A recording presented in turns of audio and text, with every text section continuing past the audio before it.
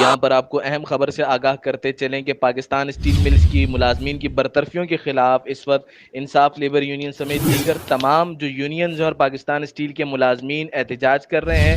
یہ احتجاج اس وقت بھی پاکستان اسٹیل ٹاؤن کے اندر جاری ہے. ایک بار پھر آپ کو اس خبر سے آگاہ کرتے چلیں کہ پاکستان اسٹیل ملز کے ملازمین جبری برطرفیوں کے خلاف اس وقت اسٹیل ٹاؤن میں احتجاج کر رہے ہیں.